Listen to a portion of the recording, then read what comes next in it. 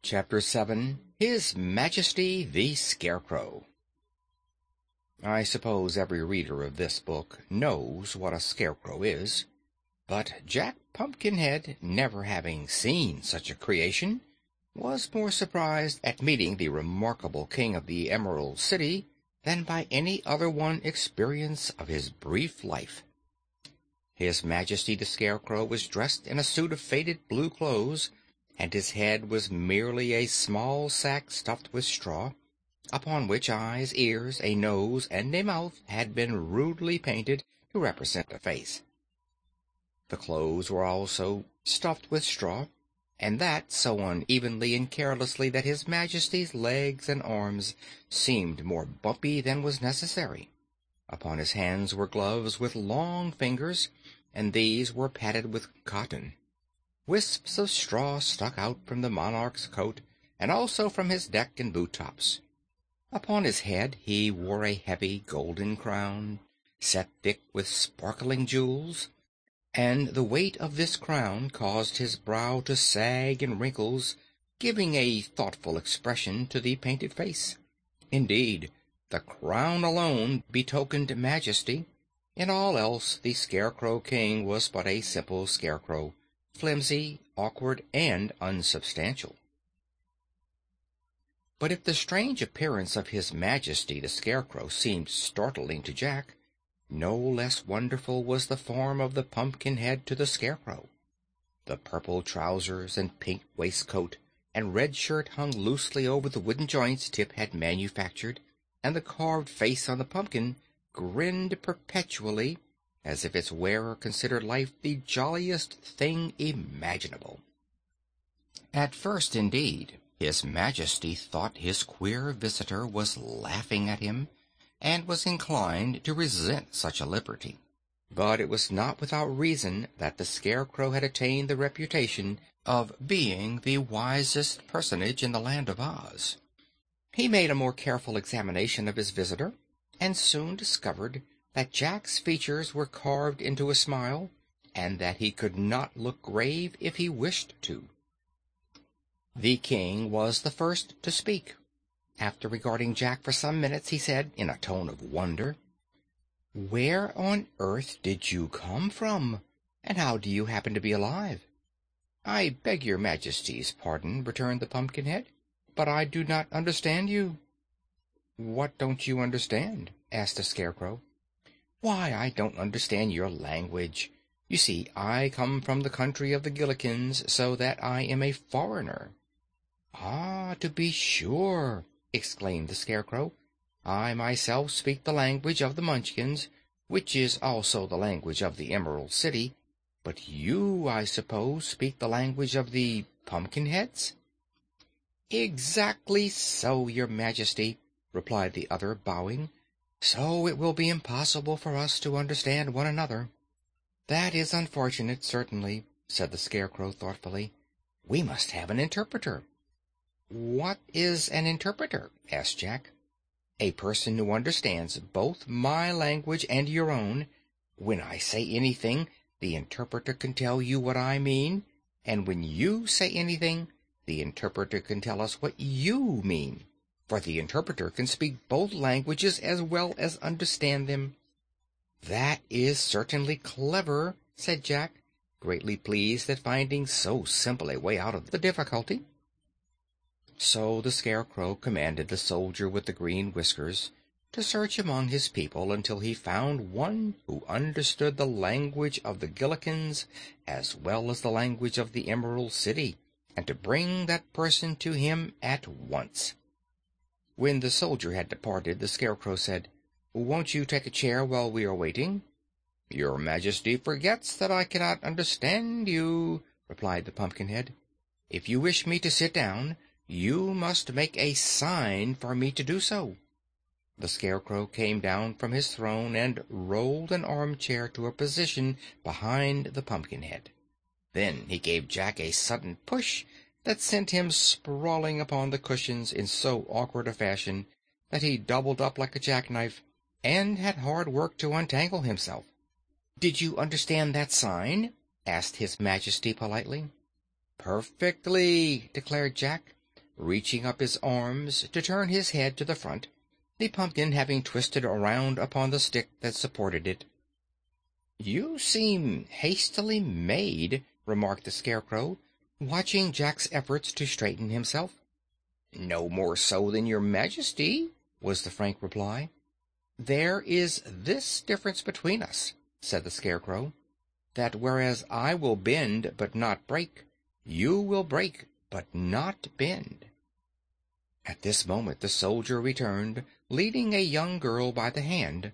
She seemed very sweet and modest, having a pretty face and beautiful green eyes and hair. A dainty green silk skirt reached to her knees, showing silk stockings embroidered with pea-pods, and green satin slippers with bunches of lettuce for decoration instead of bows or buckles. Upon her silken waist clover leaves were embroidered, and she wore a jaunty little jacket trimmed with sparkling emeralds of a uniform size. "Why, it's little Jellia-Jam!" exclaimed the Scarecrow, as the green maiden bowed her pretty head before him. "Do you understand the language of the Gillikins, my dear?" "Yes, your Majesty," she answered, "for I was born in the North Country." "Then you shall be our interpreter," said the Scarecrow, "and explain to this Pumpkinhead all that I say, and also explain to me all that he says. Is this arrangement satisfactory?" he asked, turning toward his guest. "Very satisfactory indeed," was the reply. "Then ask him, to begin with," resumed the Scarecrow, turning to Jellia, "what brought him to the Emerald City?" But instead of this, the girl, who had been staring at Jack, said to him, "You are certainly a wonderful creature. Who made you?" "A boy named Tip," answered Jack. "What does he say?" inquired the Scarecrow. "My ears must have deceived me. What did he say?" "He says that your Majesty's brains seem to have come loose," replied the girl demurely. The Scarecrow moved uneasily upon his throne and felt of his head with his left hand. "What a fine thing it is to understand two different languages," he said with a perplexed sigh. "Ask him, my dear, if he has any objection to being put in jail for insulting the ruler of the Emerald City." "I didn't insult you," protested Jack indignantly. "Tut, tut," cautioned the Scarecrow. "Wait until Jellia translates my speech. What have we got an interpreter for if you break out in this rash way?" "All right, I'll wait," replied the Pumpkinhead in a surly tone, although his face smiled as genially as ever. "Translate the speech, young woman." "His Majesty inquires if you are hungry," said Jellia. "Oh, not at all," answered Jack more pleasantly, "for it is impossible for me to eat." "It's the same way with me," remarked the Scarecrow. "What did he say, Jellia, my dear?" "He asked if you were aware that one of your eyes is painted larger than the other," said the girl mischievously. "Don't you believe her, your Majesty!" cried Jack. "Oh, I don't," answered the Scarecrow calmly. Then, casting a sharp look at the girl, he asked, "Are you quite certain you understand the languages of both the Gillikins and the Munchkins?" "Quite certain, your Majesty," said Jellia-Jam, trying hard not to laugh in the face of royalty. "Then how is it that I seem to understand them myself?" inquired the Scarecrow. "Because they are one and the same," declared the girl, now laughing merrily. "Does not your Majesty know that in all the land of Oz but one language is spoken?" "Is it indeed so?" cried the Scarecrow, much relieved to hear this. "Then I might easily have been my own interpreter." "It was all my fault, your Majesty," said Jack, looking rather foolish. "I thought we must surely speak different languages, since we came from different countries." "This should be a warning to you never to think," returned the Scarecrow severely.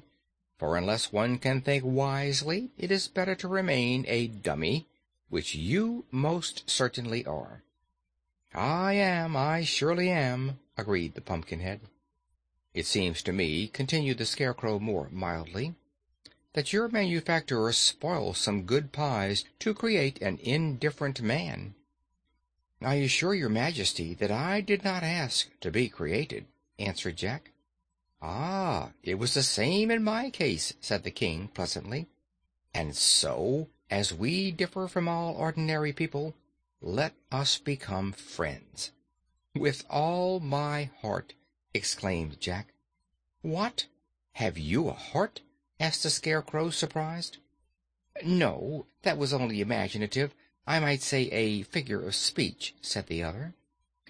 "Well, your most prominent figure seems to be a figure of wood, so I must beg you to restrain an imagination which, having no brains, you have no right to exercise," suggested the Scarecrow warningly. "To be sure," said Jack, without in the least comprehending.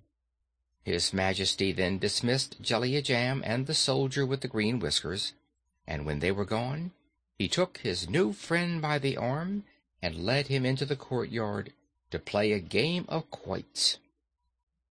End of chapter 7.